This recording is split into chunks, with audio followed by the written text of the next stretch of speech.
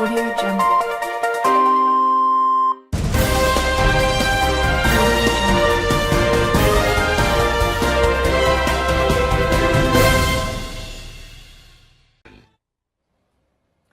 Government officials in Tokyo conducting the city's first missile evacuation drill to counter the nuclear threat from North Korea. Hundreds of volunteers rushing for cover inside buildings and underground after a siren signaling an approaching simulated ballistic missile. The drill taking place in the heart of the city, and that's where CNN's Will Ripley is live from Tokyo as it continues to snow. And Will, tempting fate by building that snowball, you know, passersby just might take a shot at you. But tell us how this went down and how unusual this weekend is. Well, you know, it really is unusual to see snow like this here in Tokyo, Dave. You're right. This is the first time in 4 years living here we've been able to build a have a snowball fight here on the ground. And also rare here, these missile drills. Japan has had a number of North Korean missile drills, but never before in a large city like Tokyo because of the logistics behind it. They had 600 people involved. They shut down portions of central Tokyo. People received alert messages on their phones, and there were sirens that were blaring, telling people to seek shelter in the subways underground or in sturdy concrete buildings. And this is really, you know, enacting the nightmare scenario for Japan, a North Korean missile heading towards a highly populated area. Some 35 million people live in the greater Tokyo area. The Japanese government saying even though things have quieted down, even though the two Koreas are talking right now and they're expecting a period of calm during the upcoming Winter Olympics in Pyeongchang, Japan's saying don't let your guard down. They're watching for after the Olympics, and they believe there's a very real possibility that North Korea could continue to test more missiles. Also very rare to see North Koreans on the ground in South Korea, but that's exactly what's happening right now. There's a delegation from Pyongyang who is inspecting concert venues, and they will be there throughout the coming hours. Dave? All right, great stuff. Will Ripley live for us in Tokyo. Thank you, sir. All right, it is that time of the morning, almost top of the hour. Let's get a check on CNN Money Stream. Global stock markets don't seem to care the U.S. government is closed, but in the U.S., futures are down heading into day 3 of the government shutdown. So far, Wall Street has not been too concerned. The thinking is a short impasse will not hurt the economy long term, and in the past, shutdowns have not caused significant stock market sell-offs. In fact, U.S. stocks Friday hit record highs, helped along by big corporate profits. Expect another slew of earnings this week with reports from Netflix, Verizon, United, Ford, Caterpillar, and Starbucks. Overall, Wall Street views President Trump and his presidency as very pro-Wall Street, and that's why you're seeing stocks do so well. The majority of the wealth created in 2017 went to the top 1%, while the bottom half of the population saw no gain in wealth at all. That's according to Oxfam International, proving, it says, that the global economy is skewed in favor of the rich. It released this report ahead of the Davos World Economic Forum, that conference, of course, synonymous with the rich and the elite. President Trump is scheduled to head there this week. Those plans could change, though, if this shutdown endures. Twitter will tell nearly 700,000 people they interacted with Kremlin-linked trolls. Users either followed a Kremlin-linked troll account or they retweeted one of those tweets. Twitter identified thousands of accounts connected with the Internet Research Agency, that Russian troll army that meddled in the 2016 presidential election. 700,000 users either saw something that was fake or retweeted some of that stuff. All right, imagine a supermarket with absolutely no checkout line. Amazon just opened a cashierless store. You walk in. Customers scan the Amazon Go app when they enter. Sensors throughout the store track your movements, and those sensors know how to charge your Amazon accounts for the items that you pick up. Shoppers then walk out the door. The Seattle store offers groceries, ready-to-eat meals, cold drinks. There are no plans yet to open other locations. Amazon opening physical shops, of course, is laced with irony. It's widely blamed for driving traditional retailers out of business, but this experiment really sort of fascinating. Walk in, walk out. The sensors do all the work. 3 million people in this country worry they work as cashiers if that succeeds. Okay, Early Start continues right now with the latest on the government shutdown.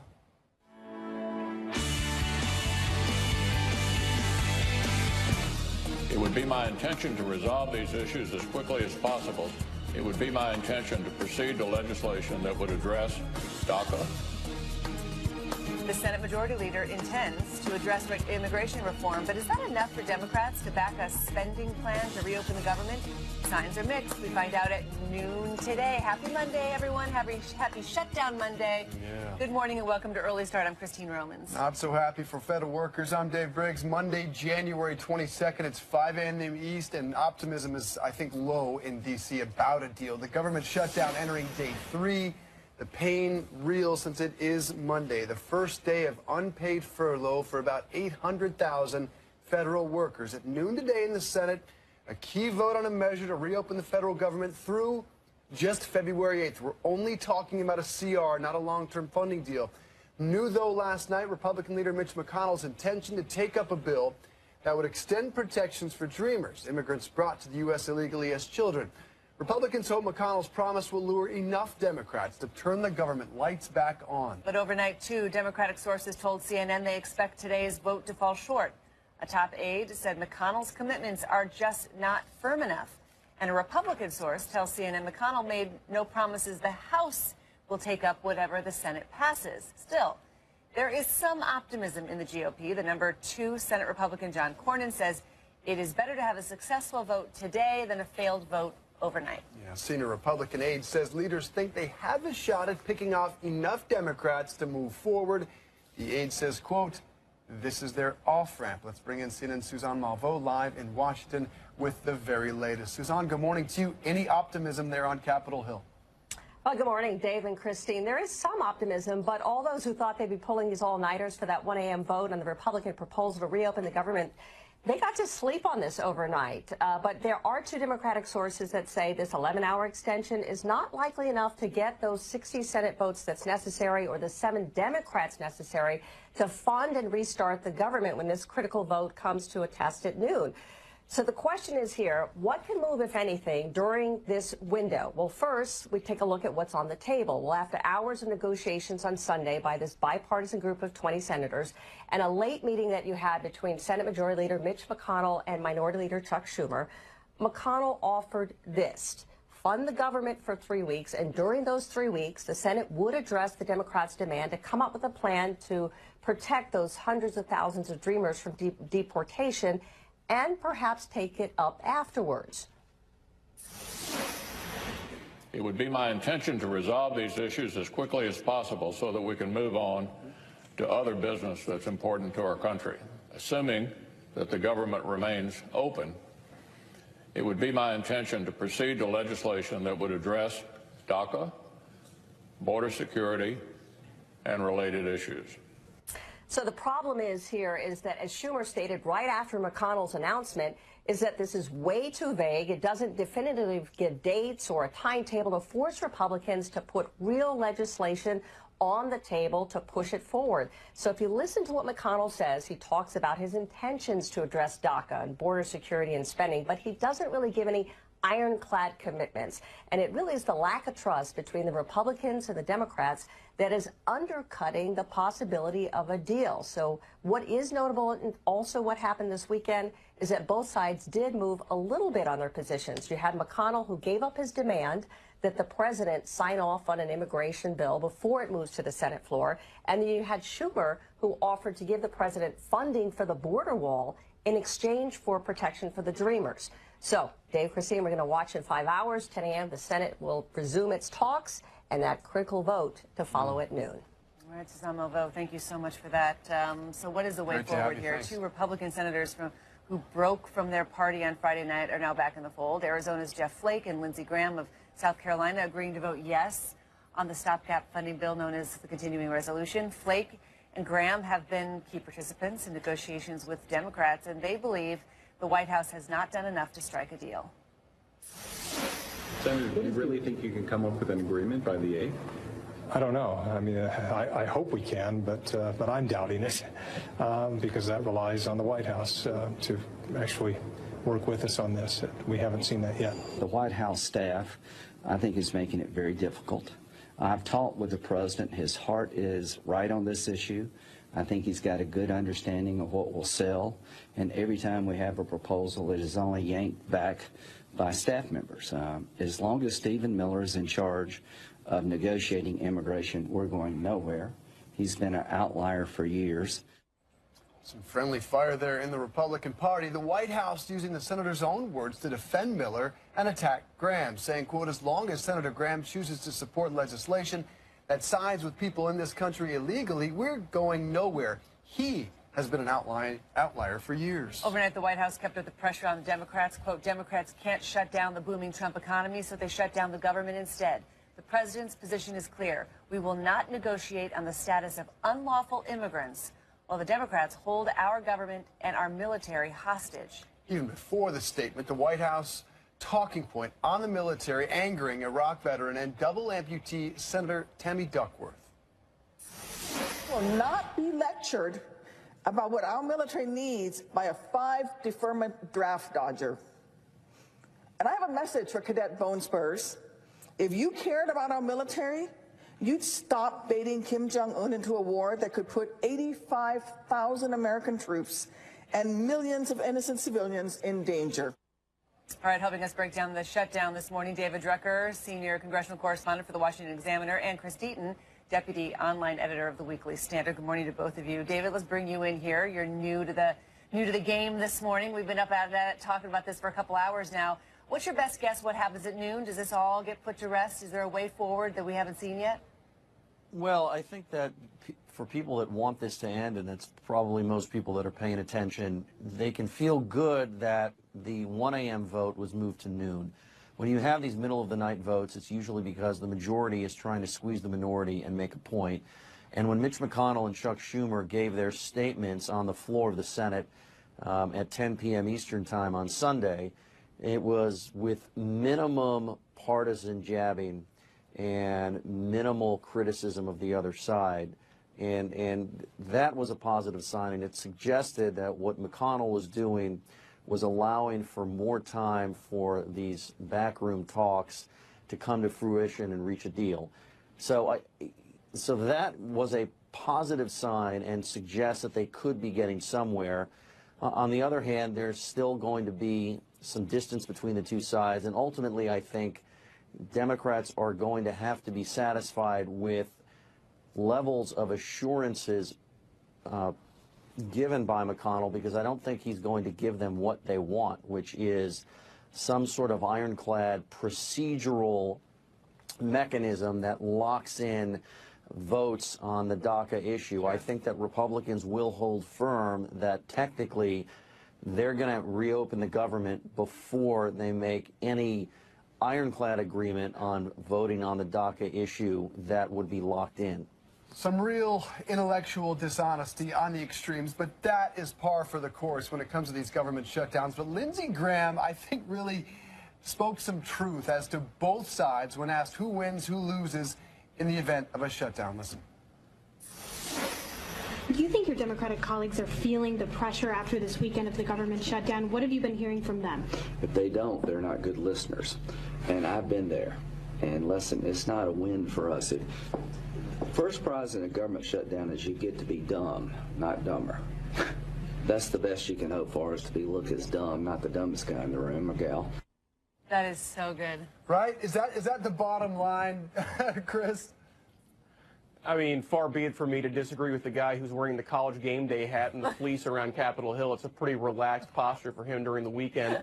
Definitely the Sunday clothing right there. Yeah, that's definitely the case. I would have to assume. I know that we've been talking a little bit this morning about the polling that comes into all of this, and I think one of the most interesting polls that came out breaks out who the American public holds responsible for the shutdown this time around, and it is split among so many different groups. 31% is the largest percentage, a plurality of people holding Democrats in Congress responsible for this. But then you have to look down the line. Some people holding Trump responsible, some people holding congressional Republicans responsible, and you get closer there to an actual majority of people holding Republicans responsible for this some way or another. And I think that kind of underscores that nobody comes out of this sort of thing looking good. Let's listen to Chuck Schumer, because he said, you know, they had a reasonable compromise. He had basically kind of a deal with the president for border security in exchange for some sort of a deal on DACA, and it fell apart. Listen to the senator. The bottom line is this. It would be hard to imagine a much more reasonable compromise. I was in principle agreeing to help the president to get his signature campaign promise, something Democrats and Republicans on the Hill staunchly oppose, in exchange for DACA, a group of people the president said he has great love for. I essentially agreed to give the president something he has said he wants in exchange for something we both want. So a couple of things there, David Drucker. It's unclear if the House would go along with that, right? It is unclear. And it's clear that the hardliners around the president don't like that deal because they don't think the money is actually going to get, appropriated. You know what I mean? That it will be deployed. What do you make about the reasonable compromise that Schumer says he had? Yeah, well, look, I mean, everybody thinks their compromise is reasonable. It depends on what the other side thinks. And I do think that we've seen some movement here on both sides to try and reach a deal, at least on Capitol Hill. And I do think it's fair to say that the president continues to move around the goalposts of what would be acceptable to him, and that can make it difficult to negotiate with him. But if you talk to Republicans that were privy to the offer that Schumer made, the way they characterize it as limited funding for the border wall, not full funding, and that Democrats still want more taken care of in this DACA deal. In other words, more protected from deportation than simply the close to 800,000 that signed up and participated in the Deferred Action for Childhood Arrivals program. And of course, that sort of thing can be a sticking point with many Republicans. So, and finally, I do think the other thing that you have to look at here is, even though there is a lot of support for protecting the Dreamers, and that is true on both sides of the aisle, and it is true as well when you look at polling and you talk to a majority of voters, Republicans still have to look at the aspect of whether or not they're going to let a minority in the Senate dictate final terms on a deal. They would have their own voters to answer to if they did that, and it would make them look weak, the same way Democrats right now have their base to talk about when it comes to why they're trying to leverage a shutdown to solve the DACA issue. It's interesting with Chuck Schumer, because the last time we had a shutdown, Chuck Schumer called the very tactic they are using right now the politics of idiocy. Shoe is on the other foot now. How do you characterize, though, Chris, the president's role or lack thereof? Well, I think as we've seen, that's evident here, especially based on the New York Times' reporting from Friday, that the president likes to deal with a few people on Capitol Hill. I think that we've had this thing that has been talked around Washington for a long time about how President Obama did not have good relationships on the Hill.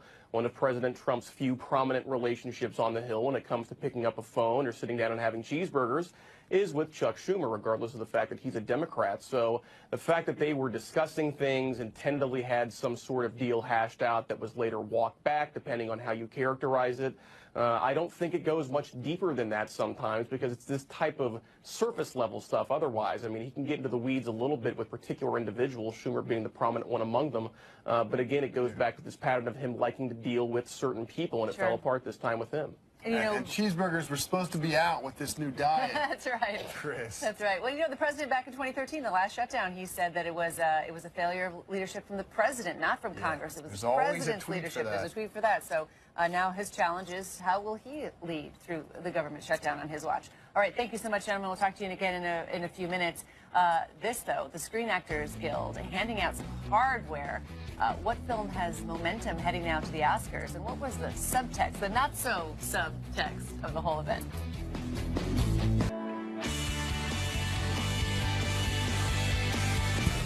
It would be my intention to resolve these issues as quickly as possible. It would be my intention to proceed to legislation that would address DACA. The Senate Majority Leader intends to address immigration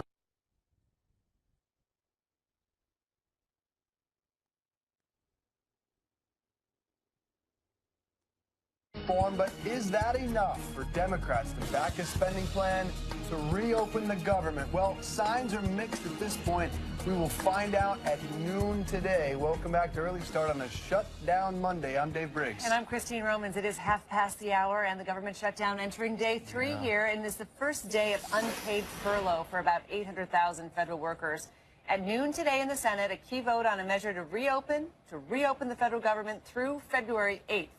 New to this deal last night, Republican leader Mitch McConnell's intention, you heard it there, to take up a bill that would extend protections for dreamers, immigrants brought to the U.S. illegally as children. Republicans hope McConnell's promise will lure enough Democrats to turn the government's lights back on. All right, but overnight, 2 Democratic sources told CNN they expect today's vote to fall short. A top aide said McConnell's commitments are just not firm enough. And a Republican source tells CNN McConnell made no promises the House will take up whatever the Senate passes. Still some optimism in the GOP. The number 2 Senate Republican John Cornyn says it's better to have a successful vote today than a failed vote overnight. A senior Republican aide says leaders think they have a shot at picking off enough Democrats to move forward. The aide says this is their off-ramp. Let's bring in CNN's Suzanne Melvo in Washington with the latest. Suzanne? Good morning, David, Christine. All those who thought they'd be pulling all-nighters for this 1 a.m. vote on the Republican proposal to reopen the government, well, they got to sleep on it overnight. But 2 Democratic sources say that this 11-hour extension is not likely enough to get the 60 Senate votes necessary or the 7 Democrats necessary to fund and restart the government when this critical test vote comes at noon. So the question is, what can move, if anything, during this critical window? Well, first, what's on the table? After hours of negotiations Sunday by a bipartisan group of 20 senators and a late meeting between Senate Majority Leader Mitch McConnell and Minority Leader Chuck Schumer, McConnell offered this: fund the government for 3 weeks, and during those 3 weeks, the Senate would address the Democrats' demand to come up with a plan to protect the hundreds of thousands of dreamers from deportation and perhaps take it up afterwards. It would be my intention to resolve these issues as quickly as possible so that we can move on to other business that's important to our country. Assuming that the government remains open, it would be my intention to proceed to legislation that would address DACA, border security, and related issues. The problem is, as Schumer stated right after McConnell's announcement, is that it's way too vague. It doesn't definitively give dates or a timetable to force Republicans to put real legislation on the table to push forward. If you listen to what McConnell says, he talks about his intentions to address DACA, border security spending, but doesn't give ironclad commitments. So it's this lack of trust between the Republicans and the Democrats that is undercutting the possibility of a deal. What is notable also, though, what happened this weekend, both sides did move a bit on their positions. McConnell gave up his demand that President Trump sign off on any immigration bill before it moves to the Senate floor, and Schumer offered to give the president funding for his border wall in exchange for protection for the Dreamers. So watch in just a few hours, 10 a.m., for the Senate talks to resume, and then with that critical vote to follow at noon. Dave, Christine. Suzanne Melvo, thank you. 2 Republican senators who broke from their party on Friday night now back in the fold. Arizona's Jeff Flake and Lindsey Graham of South Carolina agreeing to vote yes on the stopgap funding bill known as a continuing resolution. Flake and Graham have been key participants in negotiations with the Democrats, and they believe the White House has not done enough to strike a deal. Senator, do you really think you can come up with an agreement by the 8th? I don't know. I mean, I hope we can, but I'm doubting it because that relies on the White House to actually work with us on this. We haven't seen that yet. The White House staff, I think, is making it very difficult. I've talked with the president. His heart is right on this issue. I think he's got a good understanding of what will sell, and every time we have a proposal, it is only yanked back by staff members.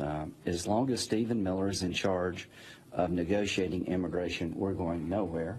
He's been an outlier for years.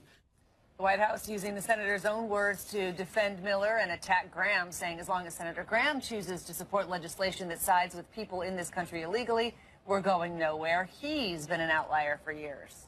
Overnight, the White House kept up pressure on the Democrats. Quote, Democrats can't shut down the booming Trump economy, so they shut down the government instead. The president's position is clear.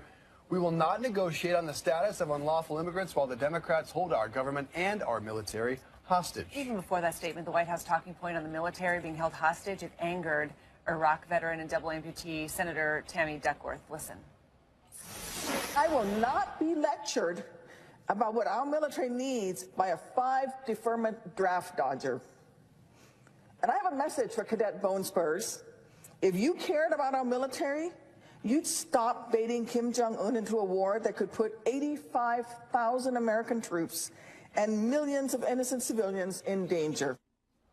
All right, helping us break it all down this morning, David Drucker, senior congressional correspondent for the Washington Examiner, and Chris Deaton, deputy online editor of the Weekly Standard. All right, gentlemen, let's just keep this first question to 20 seconds or less, and we'll start with you, Chris. Are you optimistic a deal gets done today at noon? Why or why not? Not particularly, just because of the ascension of the Hill that Republicans have to complete here. I mean, I still think that they're 7 votes short of the 60 necessary to pass this test vote as of the last count overnight. So that's a steep hill to climb in such a short period of time. David. Mildly optimistic. Moving the 1 a.m. vote to noon to try and give this conversation some time to get somewhere where it could reopen the government is encouraging, but it doesn't yet look like Democrats are ready to give this thing up. And I don't think Republicans are going to move off their general position that you need to reopen the government before they will entertain talks to resolve the DACA issue. Chris, what about who gets the blame here? Because the convention of wisdom this weekend was that the White House is going to say that this is Democrats holding the government hostage, the Democrats, military hostage. Senator Schumer saying, "Oh, I had a deal for the border wall, and they didn't want to take it." You know, they're beholden to the hardliners around the president. But once real people, stop getting paychecks, and you have regular work days where you've got the government shut down, where you can't get through to the IRS, you know, when you have a question about your tax audit, then Americans are going to start being angry. Yeah, and this is where all of the voters in flyover country where I come from who are raising their fists at the television and saying throw them all out comes into play. I mean, this is that exact type of situation that we're looking at right here. This is the same thing that we've seen for a long time when it comes to this sort of stuff. A lot of blame to go around. I think the polling bears that out. About 31% hold congressional Democrats responsible. You have about 26% holding the president responsible, a little bit less than that holding congressional Republicans responsible. That adds up to a near majority. So you spread all of this around and nobody ends up looking good. And I think that if you ask Republicans, they're going to say Democrats are doing certain things that squarely puts the blame at their feet. Vice versa when it comes to the Democrats and their assessment of Republicans. Shoe always finds its way to the other foot. It's politics. But it is, to quote the show, breaking bad for Democrats at this point because the congressional generic ballot has swayed big time against them in the last couple of weeks, if that's an indicator. Now, as for who wins, who loses, I think Lindsey Graham perhaps summed it up best when asked about how this ends for either party. Listen.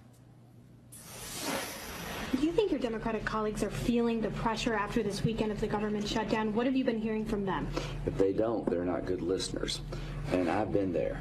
And listen, it's not a win for us. First prize in a government shutdown is you get to be dumb, not dumber. That's the best you can hope for, is to look as dumb, not the dumbest guy in the room or gal. You get to be dumb, not dumber, David. Brilliant words there from Lindsey Graham. What's at the heart of this, though? And how big is trust and lack thereof when it comes to Democrats and the White House? Right. So I think that there is a lack of trust all around. I mean, Republicans have a hard time trusting the White House the same as the Democrats do, because the president has a tendency to agree to anything in a meeting very politely and engages. And then you leave the meeting and he changes his mind, or the administration shifts its positions. And so it's very hard to understand what the parameters of a deal that he will accept is. At the same time, what Republicans and Democrats, I think, have to understand is that the further they get into a shutdown, as we learned in 2013 with the Obamacare shutdown driven by Republicans, is that it's more about politics and saving face and less about policy every day that the shutdown goes on. And I think Republicans feel very confident for now that this is a shutdown that has been driven by a minority of Democrats in the Senate. And in other words, the Democratic minority. And voters proved in 2013 that they can dislike a law, but not like the method in which the party trying to undo the law is using, and therefore side with the party in favor of the policy they don't like. That's what Democrats have to watch for here. Americans support resolving the DACA issue. They may not support using a shutdown to do it, and that could put them in a very tough spot. And look, the whole deadline's March 5th. The whole thing is so politicized. I mean, even you call the White House public comment line, Chris, and this is what you hear. Listen. Thank you for calling the White answer your call today because congressional Democrats are holding government funding, including funding for our troops and other national security priorities, hostage to an unrelated immigration debate. Due to this obstruction, the government is shut down. That is the People's House. That is the answering machine for the People's House. That is unusual, but I think also, Chris, it shows how dug in each side is on how they're going to brand this event. Yeah, first of all, they stole that voicemail message from me because that's the one I put up when I'm trying to sleep. I think that if you look at this, really kind of goes back, Christine, to this idea that we were just talking about of the shoe being on the other foot and who's pointing fingers at who. When you get into the 2013 debate over defunding, and I use air quotes for that, defunding Obamacare that Ted Cruz and a cadre of conservative Republicans backed, it was criticized at the time for being about a largely non-discretionary spending law. A lot of mandatory spending is in Obamacare, does not pertain to the normal appropriations process that you would go through. You fast forward 5 years, it's not like there's a line item for DACA in a spending bill. I mean, that's just not how it works. So when you begin to pair spending bills and these types of issues that don't go through the normal appropriations process, a lot of people come out looking bad as a result of that because you're kind of making requests that are unusual and a little difficult to satisfy from a justification standpoint of going through the spending process, the appropriations process. So it's really strange all around and has been for a while. It's perhaps why Chuck Schumer in 2013 called this very tactic they're using the politics of idiocy. D.C. can't make that stuff up. David Drucker, Chris Deaton, thank you both. We appreciate it. Thanks, guys. All right, Vice President Mike Pence in Israel this morning, but he's being forced to defend some comments he made about this government shutdown. Here's what he told troops near the Syrian border. The Senate has decided to play politics with military pay, but you deserve better. You and your families shouldn't have to worry for 1 minute about whether you're going to get paid as you serve in the uniform of the United States. Now, critics accusing Pence of using U.S. troops as a prop. CNN's Ian Lee is live in Jerusalem. Ian, moments ago, the VP said he was honored to be received in Israel's capital, Jerusalem. But his agenda there being overshadowed by those earlier comments and the shutdown. How's it playing this morning? Yeah, the vice president, Dave, doubled down on what he said, that the Democrats are playing politics with the salaries of military personnel. You know, this shutdown is following him here to Jerusalem. A lot of the local papers are asking the question, if the Trump administration cannot broker a deal with the Democrats, then how can they expect it to broker a deal between the Israelis and Palestinians, especially after December's announcement by the Trump administration that Jerusalem is the capital of Israel, something the vice president reiterated. But that infuriated Palestinians. They're boycotting this trip of the vice president, saying they don't want to meet him and they don't want to deal with the United States when it comes to the peace process. You know, also local clergy. The vice president was eager to meet with them. They also canceled their meetings with the vice president after that declaration on Jerusalem. We do know also that the prime minister of Israel, as well as the vice president, will be talking about Iran and the neighboring war in Syria. Dave. 12:43 there in Jerusalem. Ian Lee live for us. Thank you. All right, Trump and the GOP are still riding the success of the tax bill, but the shutdown has crippled the agency that oversees taxes. It is tax season, and the IRS will furlough most of its workers, keeping enough staff to begin processing returns. If you're waiting on an existing audit or another tax matter, you're out of luck. The shutdown could potentially delay your refund. The 2013 shutdown deferred $4 billion in payments. It's tough on Americans to rely on that money to pay off debt or other expenses. That's Main Street, but investors could also lose out. The SEC, the agency that polices Wall Street, may furlough most of its staff, suspending investigations, even postponing stock market debuts. That's a first for the SEC. It worked at full force during previous shutdowns, but most of those shutdowns, Dave, occurred in the fall when the agency still has money from the prior year. Speaking of investors, will the shutdown hurt stocks and confidence? Well, today is Wall Street's first chance to respond. Currently, futures are a little bit lower here. Overall, though, I got to say, that tax cut for corporations is so powerful in terms of what it means to driving their profits. Outweighs this. So far, it outweighs this. If this is long and ugly, then I think you'll start to have a confidence problem. The repatriated money from companies like Apple is just... The forecaster of $6 billion a week is the cost of the American economy. They're getting more than that from their tax cuts. A comfy amount. All right, a live missile drill in the heart of Japan. How did it play out in real time? CNN's Will Ripley live in Tokyo.